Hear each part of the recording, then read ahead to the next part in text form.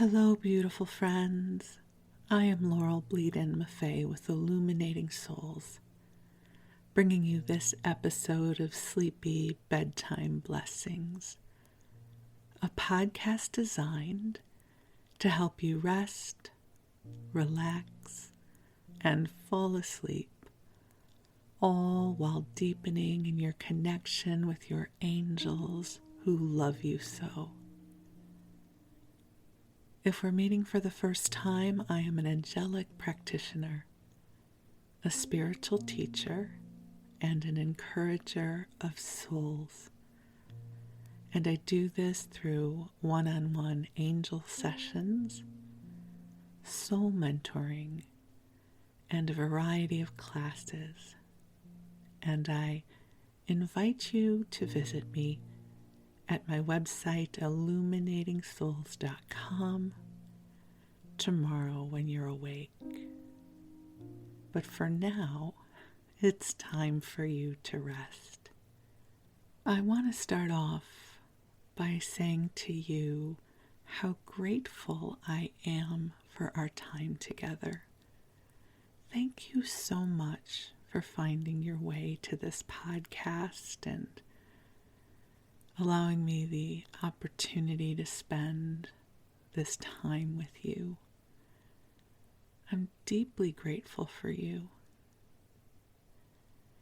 And if you're enjoying the show and would like to support this podcast, I invite you to consider leaving a review, whether you listen on iTunes or Google Play or Spotify, or anywhere on social media.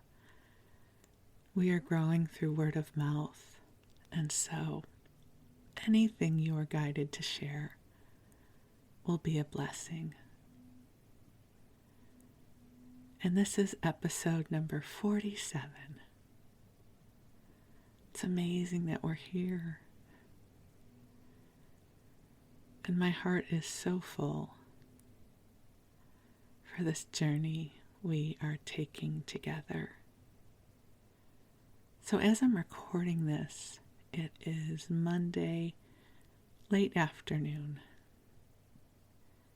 and I'll publish this on Wednesday, and I will be honest, I've had a full day. It's been a wonderful day, but full nonetheless. I did an angel session and 2 mentoring sessions, and I taught a class, and it's windy outside, and yet here is where I want to be, here with you. And that's the thing about finding those avenues that bring us joy. We want to show up for them. And so even though I've had a full day, here is where I want to be in this moment with you. Because when we come together in the light, something magical happens. And I love magic. I'm all about magic. And so I don't know what kind of day you've had. I hope it's been good. But if it hasn't, I send you extra love. And no matter what kind of day you've had, you are worthy of a good night's rest. So I invite you to cozy on up and snuggle on in and get comfortable. And I'm going to bring in the angels, and then I'm going to tell you a story. And we'll be together for about an hour. And in this moment, I do not know where we're going to go, but that's part of the cool thing about channeling angels. I don't always need to know, because they do. It's one of my favorite ways to co-create. Just dive right into the mystery and let it unfold. So I will join you in taking a nice deep breath in as we call ourselves forward into the heart of God. And beautiful angels on high, I rejoice in this moment for the opportunity to ask you to join us here. I already feel the flow of your light and your love coming to us now. I ask that you bring forward waves of love, of compassion, and of understanding in service to all of the beloveds that are hearing this message. Angels, we ask that you bring us even more grace, more serendipity, more magic as we continue on our path of light. And dear ones, just take a big, deep breath in and visualize or imagine it to be so that a beautiful column of golden light is descending around you.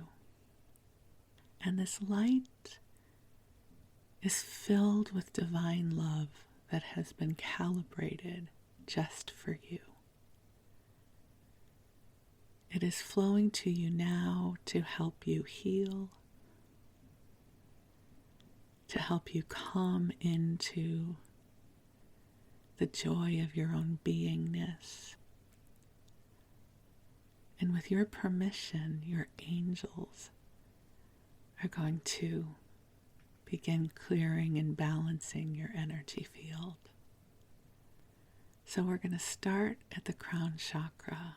There's nothing you need to do. You can drift off at any time, just listening to the sound of my voice, knowing that you are wrapped in divine love. So the angels are starting at the top of your head or the crown chakra, and they're gently clearing your crown chakra to make it easier for you to connect with your divine guidance. They are also gently clearing away any old debris or any old beliefs that would have you perceiving that you are not allowed to connect directly with God. You, dear one, are born of the breath of God.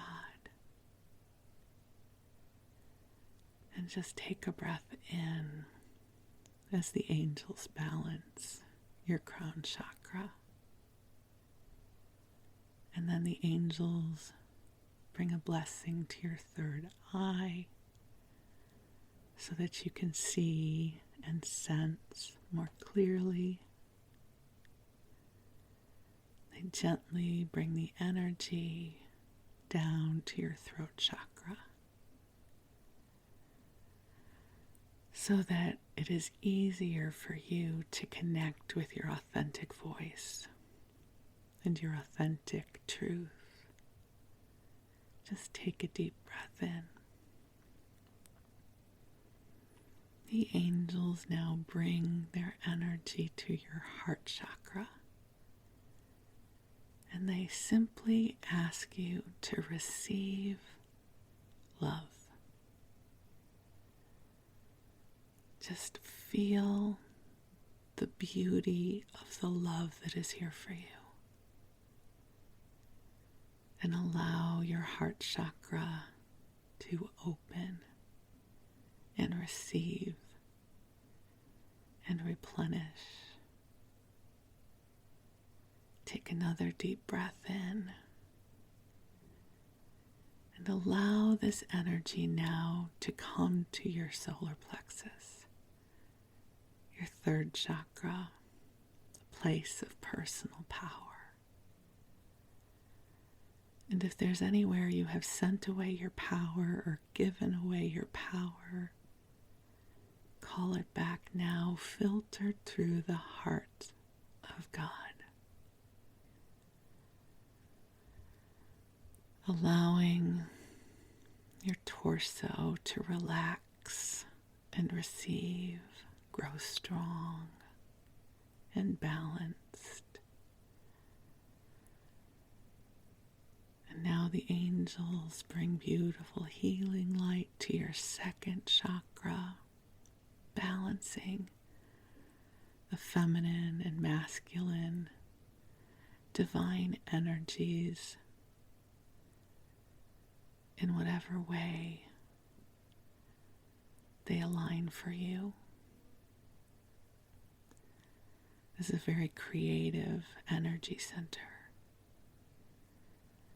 And this will help you awaken to your unique you-ness, the you that you are,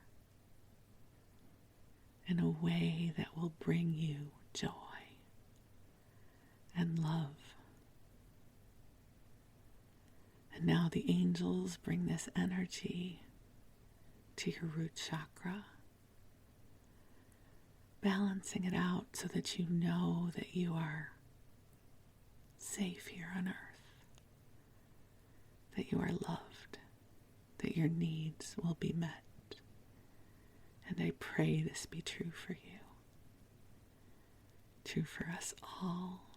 Just take a deep breath in, allowing this light to ripple down your legs, down to the tips of your toes, allowing your light body to receive the love of God. Take a deep, intentional breath in and let it out. You are doing so much better than you know. And in this moment, I am asking the angels what they want you to know. And they say, you are a beloved of this universe. And there is so much noise going on in this world that it's easy to forget who you are. But know this, that your life matters. Your life is a blessing in this world. There is music that travels through your heart that makes a difference in the symphony of life. To please believe in the preciousness of all that you are. To release yourself from the burden of feeling that somehow God or the universe is disappointed in you, because that could not be further from the truth. It is not easy to acclimate to an incarnation here in physical world reality. It takes a tremendous amount of courage, and your soul is mighty. And this incarnation is one that is bringing profound light into this realm. And that you have a team of angels and guides and the wisdom of your soul that are all here right now to support you. So take a deep breath in and rest into the love of God. The love of God is a sure thing. In this moment, God celebrates you. God is grateful for you. You just breathe and receive and allow yourself to replenish and restore. If you happen to still be awake, don't worry. We've got lots of time together. The angels and I are going to keep you company. We're going to help to cultivate a beautiful space of sanctuary for you. So come into the coziness of hearing a loving, friendly voice murmuring in the background. Right now I'm underneath my blanket fort as the wind blows outside. It's a blustery afternoon here. And I feel the waves of love pouring through for us all. The angels just love the idea of us all gathering together in our respective times and spaces. It's like a virtual slumber party, a virtual night around the campfire of life, where we get to share and be together. And so while you rest, I'm going to tell you a story. So as I mentioned earlier, this is episode 47. And, each episode I try to bring you something a little different. Some of them I share memories. Some of them I read to you. And I have spent a lot of time on Google Books looking for materials I can read to you. And the criteria is they have to have been published earlier than 1926, because anything written or published prior to 1926 is considered public domain. So I found a lot of cool stuff, and I love history in this way. And so one of the things that I'm going to explore with you tonight is a little booklet that was put together by the Kellogg's company about how they manufacture cereal. And this was written in 1916. What I find so interesting about this is I don't know if when you were younger especially, because I don't know how many factory tours places do anymore. But when I was a kid, we used to go on factory tours. So you could go to Battle Creek, Michigan, and visit the Kellogg's factory. As a kid, it was a cool thing to do, to see how everything was made. And then you would get a goodie bag afterwards. So I thought that was cool. You would get to go to Kellogg's and then get a bunch of cereal afterwards, or crackers, or whatever we got. And our parents also took us to Hershey, Pennsylvania. And I think we may have gone to the Nestle factory. I don't know where that would have been, but, our parents were always looking for something interesting and semi-educational for us to do on our summer vacations. We were not the Disney family. We were the let's load up the car and go to see the 13 Colonies family. Which in hindsight is cool. At the time, I wished we were the Disney family. But now that I look back, I think it's kind of cool we got to go to the Kellogg's factory. So I'm going to share with you from this marketing booklet, this advertising booklet from Kellogg's.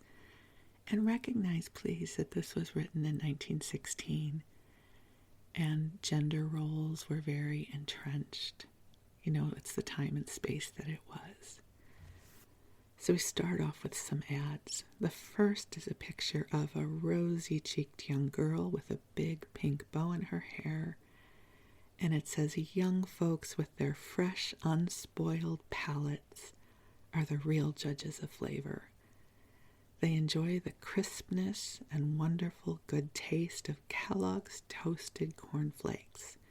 And they are the ones who keep the imitations away from the table. I like that. Unspoiled palates versus being incredibly picky eaters, which is really the truth. The next ad, again, another girl, a different girl, again with bright rosy cheeks and a pink ribbon. This is for something called Drink It, Drinket, I have no idea what it is, but it says, drink it as a beverage with all the palate-satisfying qualities of coffee, in which every member of the family, including the children, can drink freely at all times. It is particularly invigorating on a cold day and a delicious iced drink during hot weather. Okay, and I will report to you that I did do a quick Google search to see if I could figure out what this was made of, and I did not find out, so we'll just keep going. So this booklet is called A Little Journey to the Home of Kellogg's Toasted Cornflakes, which is also the home of other good things to eat, and they are in Battle Creek, Michigan. We start off with a photograph of the front of their factory, their building, and the header says, a vine-wreathed office entrance at Kellogg's. As a visitor to the home of Kellogg's Toasted Cornflakes, Mrs. Evans saw first of all the main office. And at this point, we don't know who Mrs. Evans is. So you haven't missed anything if you don't know who she is yet. I don't know either. But she did see the first of all the main office. In front of her stretched a double row of desks equipped with telephones and typewriters. Some of the employees were opening letters that might have been used for a collection of American postmarks, containing orders for hundreds, thousands of boxes of Kellogg's Toasted Cornflakes. In the traffic department, she learned that 20 cars of Kellogg's Toasted Cornflakes would be sent out that night. One car was going to her own town. Now I know why my grocer is never out of Kellogg's, she thought. No matter how many packages he sells, this smooth, splendid system keeps him supplied. I'm laughing because I'm just sure that's what she said. This smooth, splendid system keeps him supplied. That sounds just like how someone would talk. Sorry, I'm punchy. It's the end of the day. Before leaving the office, she looked at the picture of the one-story house where the Kellogg Toasted Cornflake business was started. Okay, so this is clearly branding the whole string Kellogg Toasted Cornflakes. If it's okay with you guys, I'm just going to say the cornflakes because this will turn into a tongue twister and it will not look pretty if I keep reading that way. Okay, so we're just going to call it the cornflakes, but they are Kellogg's, just so you know. Okay. One man, this visitor learned, stands behind the unvarying excellence and the phenomenal popularity of Kellogg's cornflakes. He is W.K. Kellogg, whose signature, which appears on every package of the products of the Kellogg Cornflake Company, is known to probably every housewife in the land. Mrs. Evans thoroughly approved of the Kellogg Square Deal policy, which her grocer had explained to her. But the thing that most appealed to her in the Kellogg plan, as she watched it working through the various processes, was simply the painstaking attention to detail in the midst of an incredible volume of business. And she found that even when the daily maximum of toasted cornflakes is being manufactured, maximum care follows every grain through its cleaning, flavoring, cooking, flaking, and toasting. That's why Kellogg's cornflakes always come to you the same. That only the best materials are used at Kellogg's was evident to Mrs. Evans when she visited the fully equipped factory. Mrs. Evans must be very astute. She didn't pretend to follow the analytical tests, but she did understand that samples of each shipment of corn are examined so cleverly that the Sherlock Holmes who watches is able to tell if they are up to the Kellogg requirements. Even the coal employed in the Kellogg plant is tested, and the paper used for making the strong sanitary containers for cornflakes. And because she had gone rather carefully into the question of a balanced diet at her club, Mrs. Evans was delighted to see the delicate apparatus for discovering the proteins, fats, and carbohydrates in the various Kellogg products. She also learned that when served with milk, Kellogg's cornflakes is a perfectly balanced food, one reason why it satisfies so well the natural appetite of children. As she rested a moment in the visitors' waiting room, Mrs. Evans noted that many different types of persons were visiting Kellogg's. I understand that the women workers here are remarkably well off, one young woman said to her companion. This chance remark, yes, very chance that happened. This chance remark. I hope you guys can put up with my punchiness right now. This chance remark set Mrs. Evans to wondering about an element in the production of Kellogg's toasted cornflakes, which she hadn't heretofore considered the human element. Like most sympathetic and intelligent women of today, she was keenly interested in the condition of the women workers. Members of the Consumers League had lectured before her club, and she knew how splendidly some big corporations were developing the so-called welfare work. She suddenly resolved to find out, before leaving Kellogg's, what were the conditions and the hours of labor of the girls and the arrangements for their comfort. Owing to her unusual interest in welfare work, Mrs. Evans was invited to see the restroom for the women workers. She had seen such rooms in telephone and life insurance buildings, but she had never beheld a pleasanter lounging place than that provided for the girls at Kellogg's. Down either side of it and in the middle extended long cretonne-covered couches, roomy enough for a dozen girls to stretch out comfortably on each, and heaped with gay pillows. There were white-painted rocking chairs and deep, roomier ones of wicker. The latest weekly and monthly magazines loaded a white wicker table, and other periodicals filled a white-painted bookcase, on top of which was a set of pot of growing ferns. Walls, ceilings, and curtains were freshly snowily white. A full hour is allowed for dinner, and after the meal is eaten, this room is invaded by the young women who recline on the roomy couches and enjoy their rest. Like every intelligent modern housewife, Mrs. Evans appreciates cleanliness. This hygienic condition was shown to her in the Kellogg buildings, every one of which is constructed of reinforced concrete, but probably nothing so sharpened the impression of sanitary perfection as her vision of the huge laundry. Although even in the packing room the food is not touched by human fingers, but only by machinery, there is nevertheless a rule that all men and women working in that room must wear white caps and uniforms.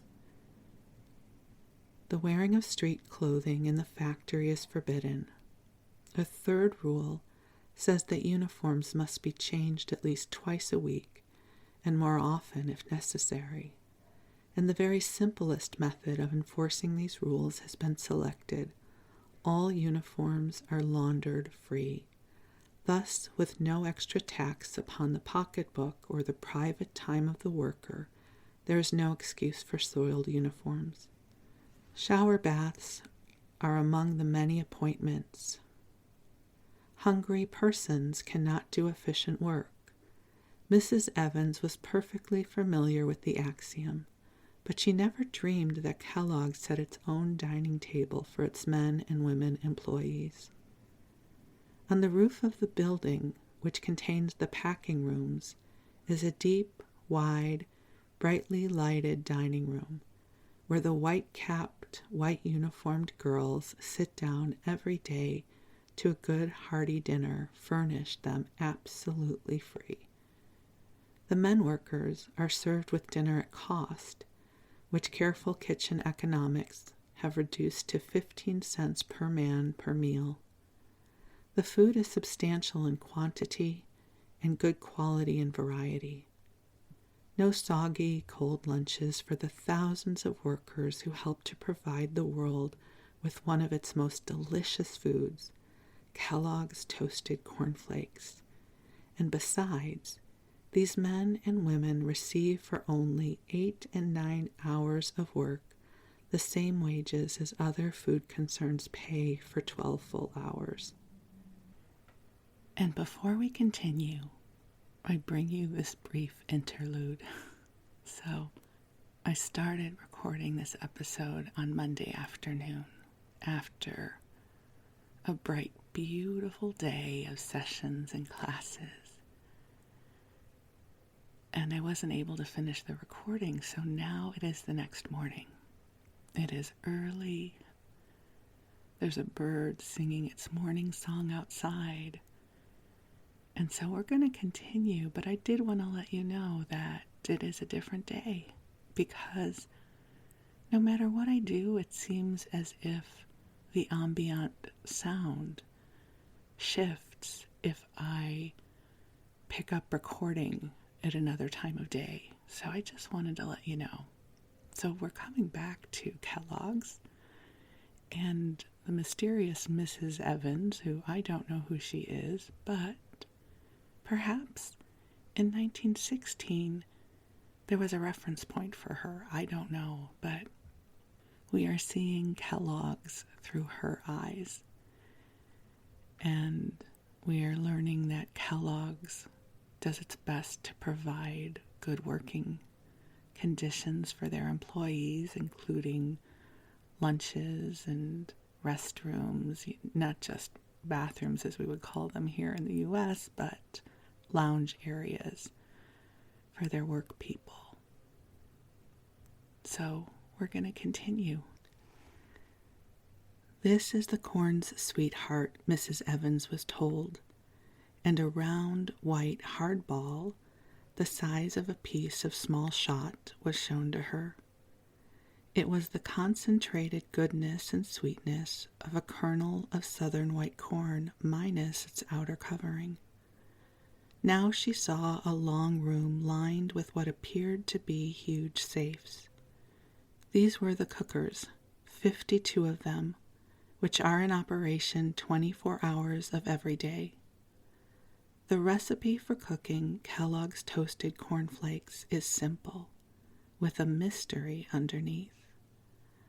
Over each 10 quarts of grits is poured 1 gallon of liquid flavoring, the composition of which is Kellogg's trade secret. In this brew, the sweethearts of corn steam for 3 hours until they have absorbed the flavor. The many imitations of Kellogg's toasted cornflakes, the original, have never been able to imitate this delicious flavor. That's why many times more Kellogg's is sold than all of the imitations combined. Kellogg's won its flavor through its flavor, and the wise woman nods her head and says, of course. She is aware that the sauce or the seasoning is what transforms meats, fish, and pudding into cooking triumphs. Naturally, Mrs. Evans was immensely interested in the department where the flavoring for Kellogg's toasted cornflakes was prepared. She saw the big tank where the liquid sweetness was brewed. After this toothsome flavoring has thoroughly saturated the pans of white grits in the cookers, what happens? Mrs. Evans inquired. I'm just laughing because toothsome, that is not a word we would use these days, is it? And I don't think anybody would ever speak that way. So just imagine this is a real conversation, and you're giving me a tour of how you make your amazing product. What I really say, after this toothsome flavoring has thoroughly saturated the pans of white grits in the cookers, what happens? I don't know why I find that so humorous right now. It's the morning, and I think I am still punchy from yesterday. But that's all good, right? Hopefully this is boring enough that you are perhaps even asleep by now. And if you're not, perhaps you're amused as I am. She was immediately taken to see the shakers. The individual tray of cooked corn is emptied into a shaker, which separates each moist kernel from its neighbor and finally tosses all the kernels into the dryer like an air shaft 4 stories deep. In this shaft, the corn is blown back and forth by hot and cold currents of air for 8 hours. During her journey through the home of Kellogg's toasted cornflakes, Mrs. Evans caught herself wondering occasionally where the flakes were. She saw the snow-white corn changed by the flavoring into bits of golden yellow. How, she marveled, could these nuggets be changed into crispy, tasty flakes? She found out in the mill room. The grits are ironed out by a 20-ton pressure of hard iron rolls into flakes 2 and 3 inches long. Cold water must be passed constantly through the cores of these mighty rollers, each weighs over a ton, in order to keep them from cracking. Her head rocking with the roar and whir for 24 hours of these giant millers are working all the time in this one room. Mrs. Evans nevertheless watched, fascinated, the evolution of the flakes. This is brilliant writing. I think this could have been fun to write. Could you imagine sitting down and this was your job? To write this brochure and bring personality to Kellogg's toasted cornflakes and our Mrs. Evans. She's fascinated. We're fascinated too, so we will continue. They clung to the surface of the roll until a sharp knife scraped them off into the conveyors leading into the ovens. An oven as high as a large house, an oven in which a human ladder of 8 tall women might stand erect. I'm sorry. At what point in their writing did they decide that was the metaphor? A human ladder of 8 tall women might stand erect, an oven the length of a hotel ballroom. That is the sort of oven which was displayed to Mrs. Evans at Kellogg's. In fact, she saw 7 ovens, 4 of which exclusively used for cornflakes, toast over 300,000 packages daily. The toasting in the ovens was a sort of new to Mrs. Evans. Never for a moment did the flakes remain still. Through an open door they were dropping constantly from one shallow pan to another of the tier that lined the oven. Across each pan sped a metal belt, sweeping the flakes with it. A more delicate shade of golden brown was imparted to them each time they skimmed down the length of the oven. Each little crispy flake had to cross the oven 10 times before its journey and complexion were finished. Have you ever thought of a cornflake as having a complexion? They are definitely talking to the women here. Crumbles was a favorite dish on Mrs. Evans' table. Therefore, she was eager to see how this food was prepared. I told you I'm punchy this morning. It's going to be a really good day. I don't know what crumbles are, and I'm not inclined to go look it up, but we'll just We'll just pretend that we know. Okay, deep breath. For me, you too, if you want to. Okay.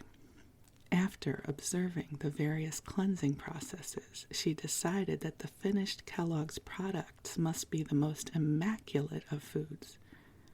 From the cars, she learned that the wheat is passed over the receiving separator, and the straws, sticks, chaff. In fact, the major proportion of foreign substances are removed before the wheat enters the Kellogg storage bins. As soon as it is wanted for use, it is poured into the oat separator, where each wheat berry or grain slips snugly into the tiny slot prepared for it, while larger intruders such as oat grains are brushed off and away. I want to meet this writer. I want to read their other works. I want to read, I want to read anything they write. Thirdly, the wheat goes through the milling separator where dust, shrunken grains, grass seed, and other substances smaller than the perfect wheat berry are swept into the discard, and still the purifying pilgrimage of the wheat is only half over. Mrs. Evans next watched the cleansing of the outside coating of each grain, and the scourer pictured below, and there is a picture below, which I will not describe to you because I will not do it justice. One upright cylinder encloses another, which revolving swiftly scours the dust from each individual kernel. Next, the wheat shoots into the washer, where it is mixed with water in a trough. Is it a trough or trough? I'm sorry if I'm mispronouncing that. This word showed up in something I read the other day, and I realized I think I said it wrong. Just pretend that I'm saying it right. And then swashed about by 2 paddle wheels, very much as clothes are paddled in the washing machine of the laundry. Dust and moisture escape through perforations in the tub or cylinder, too small to let wheat grains pass. The latter are quite dry by the time they have been whisked about in the second of 2 cylinders, and then follows 12 hours of tempering in huge bins. The final purifying process, Mrs. Evans wonders if the wheat will ever become clean enough to suit Kellogg's. Mrs. Evans sounds very concerned. So she wondered if the wheat would ever become clean enough to suit Kellogg's. Removes the woody hull, and at last the wheat is ready to be made into crumbles. Oh, they did it. They really did it. Maybe now they'll tell us what crumbles are. Nope, they're not telling us. Maybe I'll go look it up. We'll see. So let's keep going. The Kellogg Toasted Cornflake Company was started in 1906 in a 1-story building. The photograph below, taken only 9 years afterward, shows that the Kellogg plant had grown to nearly 10 acres of floor space. In addition, branch offices are maintained in 20 of the leading cities, from which points the Kellogg salesmen keep in close touch with the many distributors of the various Kellogg products. Here is absolute evidence that something new and meritorious, produced at a price within the reach of all, will not only be favorably received by the American people, but they will also protect the original article by refusing to accept imitations, many of which are very cheaply prepared. In the Kellogg Library are the cartons of over 150 brands of imitation toasted cornflakes, which have at different times tried to divert business created by the quality of Kellogg's toasted cornflakes. In all the history of successes in this country, there has never been a food product that won so many friends so quickly and held them so continuously as Kellogg's toasted cornflakes. Although hundreds of thousands of men and women eat the cornflakes, and I'm not going to say the whole name, it gets long, the majority of mornings of the year, the credit for the real success of Kellogg's is given to the millions of children all over this great land who ask for and eat Kellogg's toasted cornflakes for no other reason than the satisfaction it gives them. And these children become parents, and remembering how they enjoyed the Kellogg's toasted cornflakes, they do not forget to give that pleasure to their own children. Kellogg's won its flavor through its flavor, and that flavor is the best sweethearts of the corn, will always be the standards for making Kellogg's toasted cornflakes. Oh, wait, we're back to Kellogg's Crumbles, so that must have been their commercial. So we'll come back to Crumbles. Okay. You know what? Should I go and see if I can find out what Kellogg's Crumbles were? Hang on, let me check. Okay, I looked it up. I couldn't stand not knowing. It was a shredded wheat cereal that was discontinued in 1973. So that's what our beloved Crumbles are. So, Kellogg's Crumbles, all the wheat ready to eat, needs no sugar or but the merest sprinkle for the person with a very sweet tooth. The successive stages from wheat to crumbles are very interesting. The first important thing accomplished is the retention of the bran coat, which is tucked around each grain of wheat. This bran is rich in phosphates and mineral salts, the things that doctors say all children need. Kellogg's, with its modern machinery, known also the value of some of the old, and keeps the bran in its wheat products by grinding with the old-fashioned method. The wholesomely coarse flour which comes out of these grinders is made into stiff dough, and then the dough is dropped into the loafing machine, which rolls the shapeless mass of dough into long, smooth cakes. Then, in shallow steel pans, these loaves go into huge steam ovens and are steam-baked for an hour and a half. And I thought I would bring this aside in. If you haven't ever watched any of the documentaries about Kellogg's, they really started off as a health food. One of the Kellogg's brothers, I think it was, felt that or discovered that eating bran cereal or a very dense granola helped people's health. So, it makes sense that this is what they're making. When the crumble loaf comes out of the oven, it is left to cool for 24 hours, at the end of which time it is broken up into particles no bigger than the head of a pin. The crumbling machine next attracted Mrs. Evans. Oh, good, I'm glad she's back. Okay. It was explained to her that each particle of wheat slips into a groove over which works a metal tongue, and comes out as shreds 4 or 5 feet long, which a small, sharp knife scrapes from the metal into a wide, smooth runway leading to the ovens. There, these shreds travel back and forth on smoothly running belts, winning a more golden tint on each lap. There is a special Crumbles oven which cost $10,000 and is the biggest oven in the world. Its height is that of a 5-story house. I'm sorry, I was going to be snarky and say, and how many very tall women would that take to measure up to a 5-story house?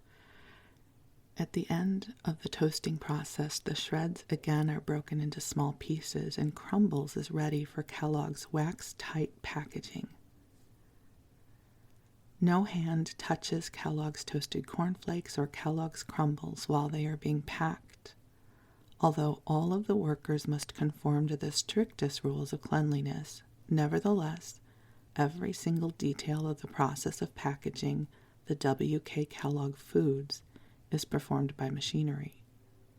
In one of the big, light packing rooms, far more tidily and swiftly than the deftest pair of human hands could contrive, Mrs. Evans watched a machine fold and glue a bag of plain paper and deposit it as a lining in the carton, which it neatly fitted. After the other mechanical devices of almost human intelligence had weighed out and measured into the carton the precise portion of toasted cornflakes or crumbles needed, a machine folded the paper lining and closed and sealed the top flap. The majority of these operations are completed in less than 2 seconds. More than 300,000 packages are sent out of the packing rooms daily. Ever since the high cost of living became an issue, Mrs. Evans had waged warfare against short measure. buying a pair of scales for use in her own kitchen to check up on her purchases. She soon observed that there was never any underweight in the packages of Kellogg's Toasted Corn Flakes or Kellogg's Crumbles. She noted, too, that out of each package might be measured the same number of servings. So Mrs. Evans is a shrewd consumer. She's measuring things when she brings them home. I'm fascinated by her. I wonder if she really existed. The reason for this uniform weight was made clear to her. In the enormous packing room, she watched in operation the specially constructed weighing and filling machines for protecting this important feature of square deal to every customer. Every package is weighed by accurately adjusted machinery. The products slide into the carton, are shaken down systematically, and the weight recorded on an automatic register. Many packages are being weighed simultaneously on the different weighing machines in this very busy room. You know what's so interesting about this is sort of the beginning of the industrial age, right? In this way of manufactured food. This kind of mass production of consistent food products is relatively new at this time. I think it really started in the late 1800s, so that every box is uniform, every box weighs the same, every box of the cornflakes will taste the same whether you eat them in Nebraska or in New York in March or in December. This was relatively new in terms of packaged goods of food, so I can appreciate why they're bringing these certain perspectives forward, because it was relatively new. We wouldn't even think now about double checking that our box of cereal has the amount it says on the package. We take for granted that that's what we're getting. So I don't know, I find this interesting. In the personal experience of Mrs. Evans, no food, or W.K. Kellogg's, had ever appeared the worse for wear, had ever proved to be affected by heat, cold, moisture, or insect life. She knew, of course, that what preserves Kellogg's Toasted Cornflakes and Crumbles for an almost indefinite period of time is the thick, smooth, impenetrable envelope of paraffin or waxed paper known as the wax-tight package. As is the case with every other operation in the packing room, this envelope is adjusted by an ingenious machine. As fast as sealed cartons can be fed into this machine, it reaches down and strips off a sheet of waxed paper from its heavy roll, folds it neatly about the carton, and holds the loose ends of the paper between two hot plates till the melted wax becomes a seal. To keep the Kellogg packages wax tight while using, cut the wax paper evenly all around, and you can replace the top until the package is empty. And then they have a picture. So what they're referring to is, if you can imagine a box of cereal, we're used to the packaging being inside the box. You know, the contents, there's a plastic bag that is sealed. Well, in this day and age, the product would go directly into the box, and then on the exterior of the box was this wax paper, wax tight container, so that the wax paper was on the outside of the cereal box, whereas now we have it on the inside. People are so constant at Kellogg's that in order not to slight any of the intricate processes of preparation, the plant runs night and day, and during the greater part of the year employs 3 shifts of workers every 24 hours. In her mind's eye, Mrs. Evans saw a long line pointed towards Kellogg's from every city, town, and village in America. Her thoughts were not far astray, as there are few places in the United States so small that they do not contain some of the consumers of Kellogg's foods. And the bigger the town, the larger its proportion of the millions of people who breakfast on Kellogg's Toasted Cornflakes. To speed their foods to these loyal customers, Kellogg's operate a case sealer which automatically seals up cases and discharges them into the waiting freight cars. Every minute, from 7 to 10 of these cases start on their way east, west, north, and south.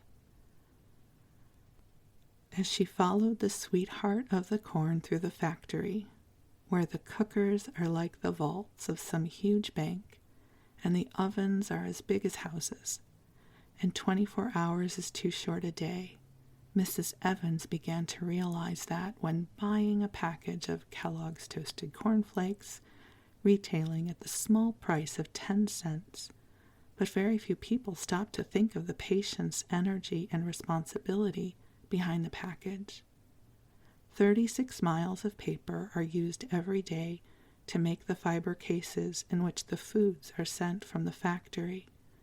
3 sheets of this paper, which is waterproof, are pasted and pressed together in a tremendously powerful machine and emerge as tough solid board. This in turn is passed through a 2-color printing press, and after being automatically shaped by another machine, is ready for the cartons. Only one of Kellogg's little jobs, but it is measured in miles, tons, and millions. Not cleanliness alone, but surgical cleanliness is a law very strictly enforced at Kellogg's. Like any other modern woman, she was glad to see that the Kellogg employees measured up to the standards of tidiness which she set for the workers in her own home. It was explained to her, however, that the Kellogg standard was even stricter than her own. When she sought a girl for general housework, she didn't test the blood pressure of her applicants, nor did she take precautionary measures to ascertain their physical condition. To the contrary, every person concerned in the preparation of the various Kellogg's foods is required to submit to a searching medical examination by the company's physician before being employed. All employees are re-examined once a month in a scientifically equipped room where any worker with the slightest illness or injury must report at once. In this strict fashion is the purity of Kellogg's food ensured. Everyone seems not just contented but happy. That was one of Mrs. Evans' sudden reflections as she passed through one department after another. The girls and men were working busily, yet they seemed to be very cheerful. She knew why before she left Kellogg's. One of the unwritten but unchangeable laws of that establishment is contained in the familiar formula which warns against all work and no play. And to help that spirit along, the employees have the use of an unusually beautiful auditorium.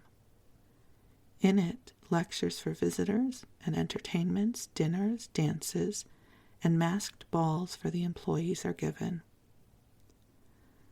Here also are held the meetings of the Kellogg Social and Relief Association, of which the dual object is to promote a spirit of good fellowship and social intercourse among the members, and to be of assistance to members during times of sickness and distress.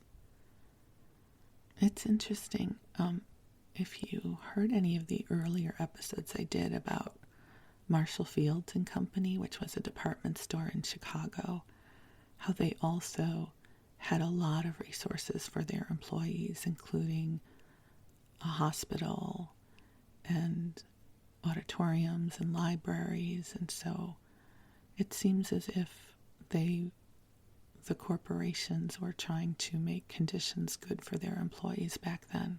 I don't know how the employees felt about it, but I find it fascinating.